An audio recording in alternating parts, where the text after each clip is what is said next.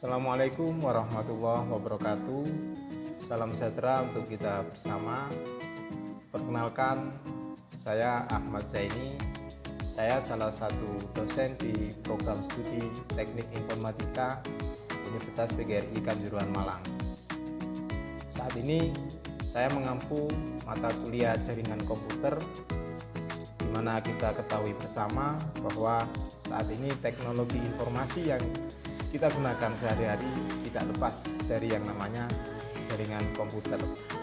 Oleh karenanya, dengan mata kuliah ini diharapkan memberikan gambaran kepada mahasiswa mengenai dasar teori jaringan yang sering diterapkan di dalam dunia teknologi informasi, di mana pembahasan di dalamnya meliputi definisi dan klasifikasi jaringan, pemanfaatan aplikasi jaringan, dasar TCP/IP dan troubleshoot, serta tools yang umum digunakan di dalam jaringan.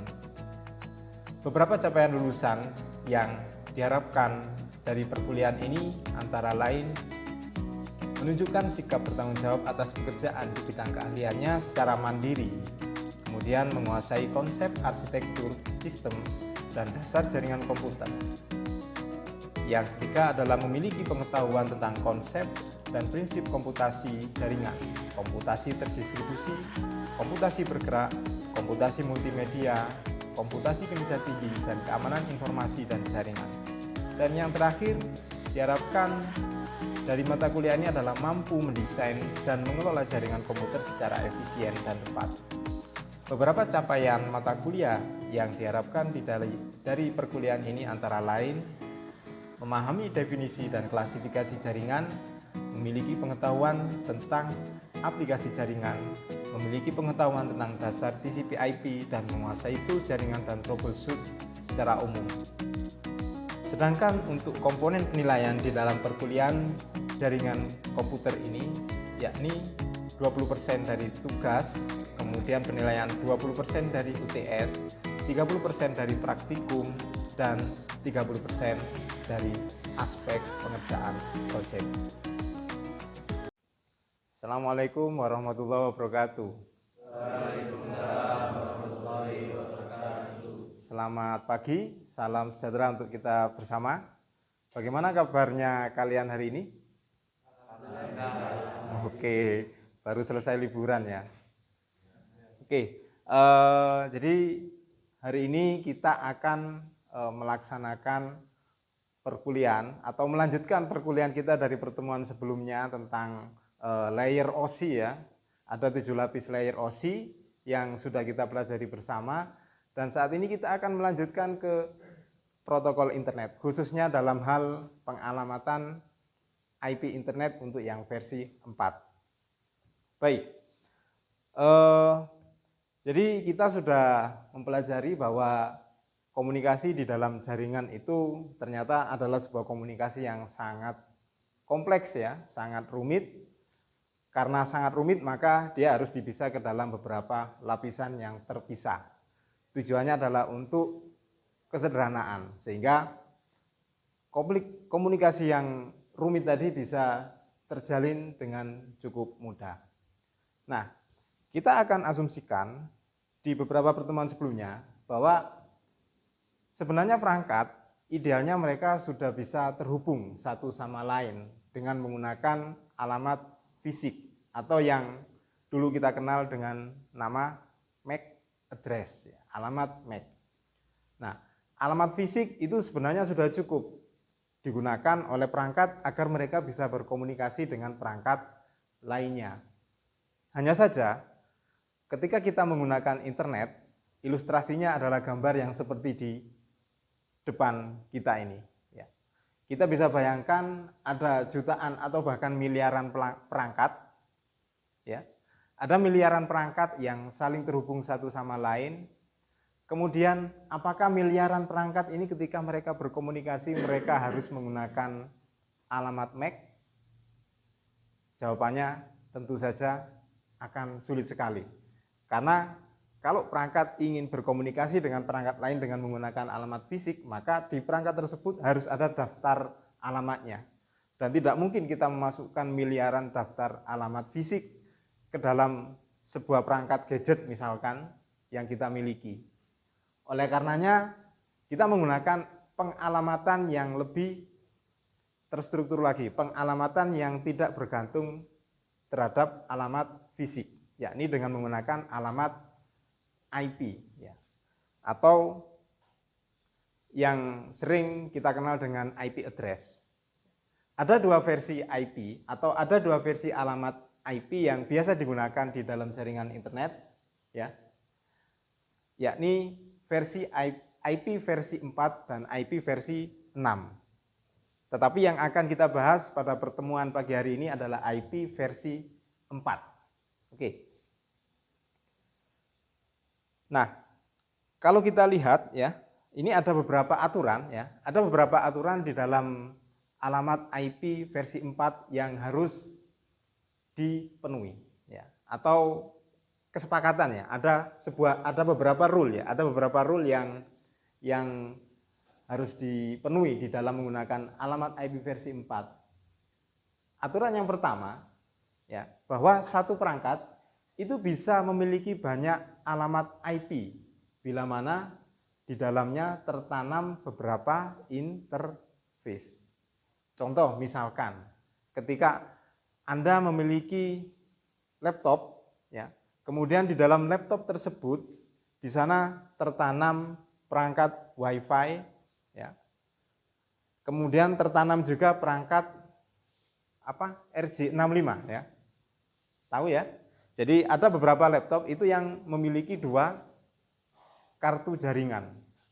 Ketika perangkat tersebut memiliki lebih dari satu kartu jaringan, maka perangkat tersebut memiliki beberapa alamat IP. Jadi WiFi ada alamatnya sendiri, kemudian untuk yang RJ45 itu juga ada alamatnya sendiri. Aturan yang kedua, bahwa setiap perangkat secara logik itu akan selalu memiliki loopback interface ya. Atau dalam hal ini 127001. Jadi alamat loopback, alamat yang merujuk pada dirinya sendiri ya.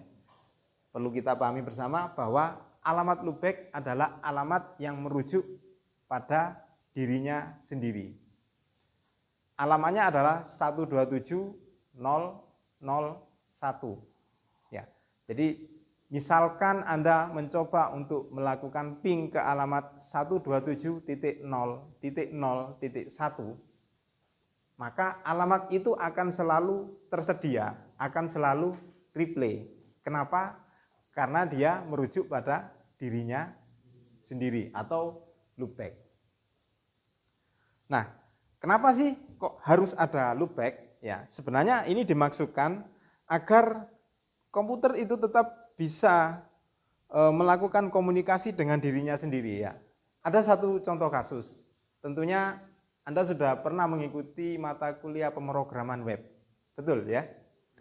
Nah, di mata kuliah pemrograman web itu yang kita buat itu adalah web server ya. Kita membuat aplikasinya di web server, mengaksesnya di web client. Harusnya seperti itu, seharusnya. Tetapi kan tidak mungkin ketika kita praktikum, ketika kita develop, kita harus menggunakan dua perangkat ya. Ada server sendiri, ada klien sendiri. Kan susah juga ya. Sehingga kita bisa menggunakan pendekatan yang mudah. Apa itu? Dengan menggunakan loopback. Maksudnya apa? Komputer kita bertindak sebagai server, sekaligus bertindak sebagai klien. Ya. Oleh karenanya alamat yang diakses masih ingat apa? Localhost ya. HTTP localhost ya. Tergantung nanti nama aplikasinya apa. Atau HTTP 127.0.0.1 ya, itu adalah alamat yang merujuk pada dirinya sendiri. Ya, itu salah satu kasus kenapa kita memerlukan loopback. Seandainya tidak ada loopback, maka praktikum jaringan yang Anda lakukan itu at least setidaknya harus butuh dua ya. Jadi harus ada yang jadi server, harus ada yang menjadi klien ya. Praktikum pemrogramannya akan seperti itu. Nah, sekarang kita akan masuk ke bagian yang lebih rinci lagi di dalam IP versi 4 ya. Jadi tentunya IP itu unik ya. Tentunya IP itu unik. Unik bukan berarti di internet itu kita pasti punya IP yang unik di setiap perangkat yang kita gunakan, bukan begitu ya. Tetapi di dalam satu jaringan ya. Di dalam satu jaringan yang sama itu alamatnya pasti unik, alamat IP-nya. Lalu yang kedua, alamat IP versi 4 itu panjangnya adalah 32 bit ya. Ada yang tahu apa itu bit? Binary digit ya. Jadi bit itu adalah binary digit. Berarti ada 32 karakter binary digit yang digunakan sebagai alamat IP versi 4. Nantinya alamat IP versi 4 dia akan dipecah menjadi 4 segmen atau 4 bagian. Ya. Contohnya bisa Anda lihat di depan, ya. Kelihatan ya? Ada berapa segmen? 4 ya. Dipisah oleh apa? Titik ya. Dipisah oleh karakter titik kalau kita lihat di sini. Nah, tetapi ini ditulis tidak dalam bit ya. Tidak ditulis dalam biner. Kalau ditulis dalam biner jadinya kan 0101 ya. Tetapi tidak ditulis biner melainkan ditulis dalam bilangan desimal ya, desimal. Nanti kita akan pecah lagi seperti apa ininya, apa? Melihatnya ya. Jadi sebenarnya alamat IP versi 4 itu seharusnya yang di atas ini. Ya. Bisa terlihat ya? Bisa. Tetapi ketika kita memasukkan ke dalam sebuah komputer, itu yang kita masukkan adalah bilangan desimal. Kalau Anda sebagai manusia, ya, Anda lebih memilih yang mana untuk menginputkan data? Alamat yang di atas, versi yang di atas, atau alamat yang versi di bawahnya? Versi yang di bawah, lebih manusiawi ya, lebih manusiawi. Sehingga ketika kita memasukkan alamat IP di dalam perangkat kita, itu yang kita masukkan bukan biner tetapi desimal. Namun nanti ujung-ujungnya desimal itu oleh komputer akan dikonversi lagi ke biner ya. Jadi ujung-ujungnya adalah ini yang diproses ya, yang diproses oleh komputer itu adalah yang versi biner ini. Hanya saja yang kita masukkan sebagai manusia, ya, karena kan kita butuh representasi data yang sederhana ya, yang tidak rumit, maka yang kita masukkan adalah yang menggunakan bilangan desimal. Nah, kemudian di dalam IP versi 4 itu juga ada yang namanya subnet. Ya, subnet itu digunakan untuk memecah jaringan besar, dia dipecah menjadi lebih kecil lagi ya. Oke. Itu tadi penjelasan yang sudah kita ikuti bersama ya terkait dengan apa itu IP versi 4. Nah, tentunya kalian akan memiliki serangkaian pertanyaan ya berdasarkan apa yang sudah tadi saya jelaskan. Silakan dari teman-teman apakah ada yang ingin ditanyakan? Saya izin bertanya Pak. Tentang alamat IP versi 4 itu kan sudah dirilis untuk global ya Pak. Nah sedangkan IP 4 itu memiliki keterbatasan dalam 4 miliar. Nah sedangkan jumlah manusia di dunia itu lebih dari 4 miliar. Kira-kira akan terjadi mati atau kayak gimana Pak nanti jadinya Pak? Kan secara logis kalau sudah lebih dari 4 miliar harusnya mungkin menambah lagi. Seperti itu Pak. Terima kasih Pak. Oke. Pertanyaan yang cukup bagus ya. Tadi kita sudah mengikuti bersama ya bahwa alamat IP versi 4 itu jika kita total jumlahnya adalah sekitar 4 miliar. Dan di satu sisi alamat IP versi 4 ini juga digunakan di internet atau di gadget yang kita gunakan sekarang ini. Kalau kita hitung saat ini gadget yang terhubung di internet itu jumlahnya lebih dari 4 miliar. Pertanyaannya tadi, apakah internet itu tidak jalan ketika IP versi 4 itu sudah habis?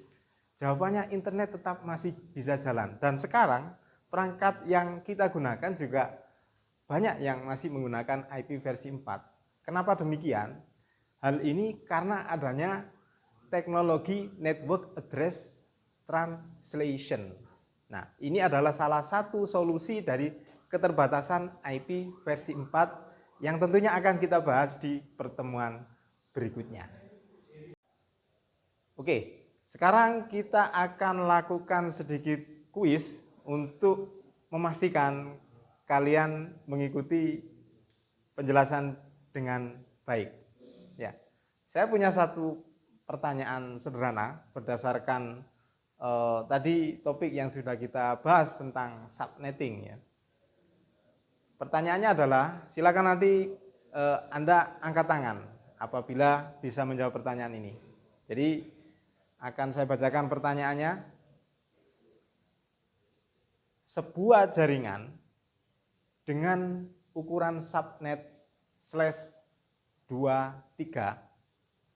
maka di dalam jaringan tersebut bisa menampung sampai berapa perangkat? Silakan angkat tangan. Oke, Lili, silakan. Jaringan dengan subnet /23 itu bisa menampung sekitar 510 perangkat. Angka ini didapat dari 2 pangkat 23 minus 23 itu atau sama dengan minus 2 atau minus 2 pangkat minus 2. 2 pangkat minus 9. Oh, 2 pangkat. Sekarang kita masuk di pertanyaan yang kedua. Tadi kita sudah banyak sekali membahas alamat loopback. Sekarang kita akan coba periksa sejauh mana daya ingat Anda dalam mengikuti penjelasan saya. Jelaskan apa itu alamat loopback dan jelaskan pula apa manfaatnya. Silakan angkat tangan. Oke, Jibral. Alamat loopback adalah alamat yang merujuk pada perangkat itu sendiri. Alamat ini digunakan agar perangkat dapat tetap menggunakan fungsi jaringan meskipun tidak terhubung ke jaringan secara fisik. Alamat ini sangat berguna. Misal pada saat kita melakukan pengembangan aplikasi web yang memerlukan server dan client. Baik, itu tadi kita sudah banyak sekali melakukan diskusi dan pembahasan ya, mulai dari penjelasan, kemudian tanya jawab, ada juga kuis dan juga diskusi mengenai alamat IP versi 4. Di pertemuan berikutnya kita akan membahas lebih rinci lagi terkait dengan keterbatasan IP 4, kemudian solusi yang bisa digunakan untuk mengatasi keterbatasan IP versi 4, yakni Network Address Translation. Baik, saya kira itu pertemuan kita untuk hari ini. Selamat siang. Assalamualaikum warahmatullahi wabarakatuh.